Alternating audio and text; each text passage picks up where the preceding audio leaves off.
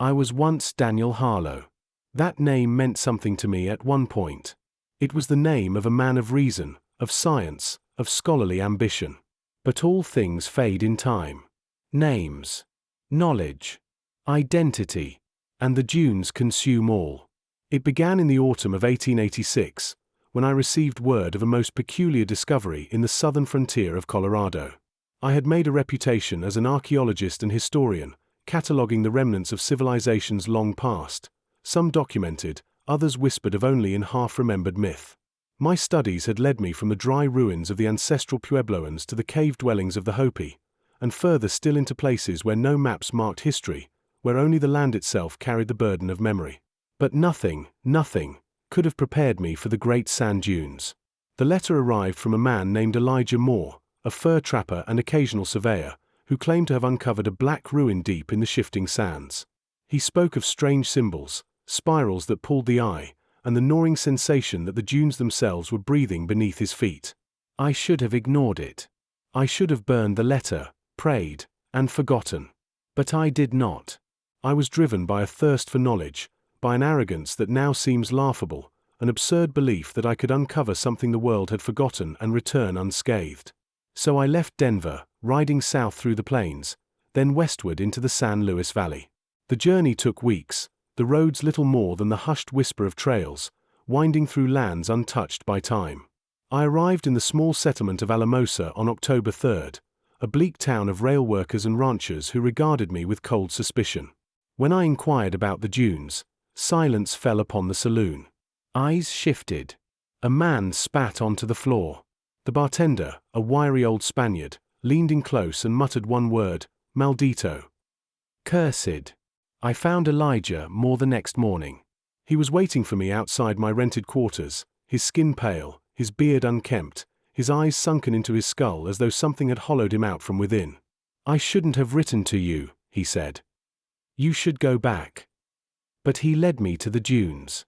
It took 2 days of hard riding through an unkind land, where the wind howled with voices I did not yet recognize. Then, at last, I saw them. The great sand dunes rise like a sea frozen mid-tempest, vast and ever-shifting, swallowing the horizon in golden waves.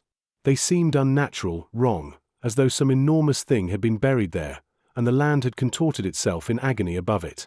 By the second night, Elijah was praying constantly, though not to any god I knew. By the third, he was gone. Vanished. No sign of a struggle. No tracks leading away. Just gone. I should have turned back then. Instead, I pressed forward. On October 8th, I found the black stone. It jutted from the sand like the exposed rib of some great and ancient beast. Its surface was unnaturally smooth and carved with symbols unlike any I had ever seen, spirals within spirals, each one pulling my mind deeper into their abyssal patterns. My head ached the longer I looked, and a terrible nausea took hold of my stomach. The wind died. The sky darkened though the sun still shone. And then, it breathed. The sand shuddered beneath me, rising, falling, slow and rhythmic, as though the land itself was drawing air through unseen lungs. And then the dunes collapsed. I do not recall the fall. Only the sensation of being dragged downward, pulled through shifting, suffocating layers of earth. I should have died. Instead, I awoke in the dark. It was not a cavern. Not truly. The walls, black stone, pulsing with a pale, sickly light, were not walls, not in the way stone should be. They flexed, moved, breathed. I was inside something alive. And I was not alone. They emerged from the shadows, figures too tall, too thin, their limbs unnatural and segmented, their fingers long and curling like the roots of trees long dead. Their faces, God help me, they had no faces. Only smooth, blank skin where eyes and mouths should be. They did not move. They did not speak. They pulsed, like the walls themselves. And then, they whispered. Not with words. Not with sound.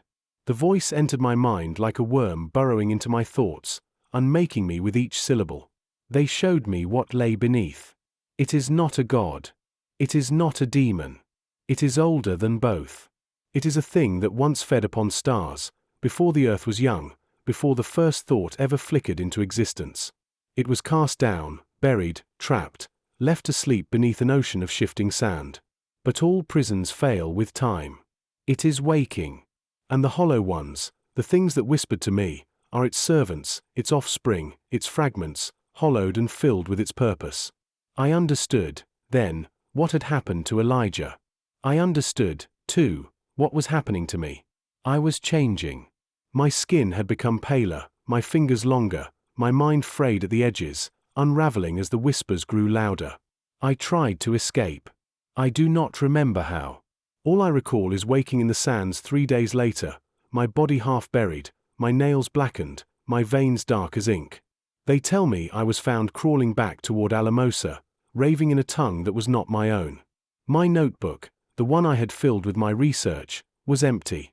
No one believes me. They call it sun madness, a fever dream brought on by exposure. They do not see the black veins creeping beneath my skin. They do not hear the whispers when the wind shifts. I know the truth. I have seen the dunes breathe.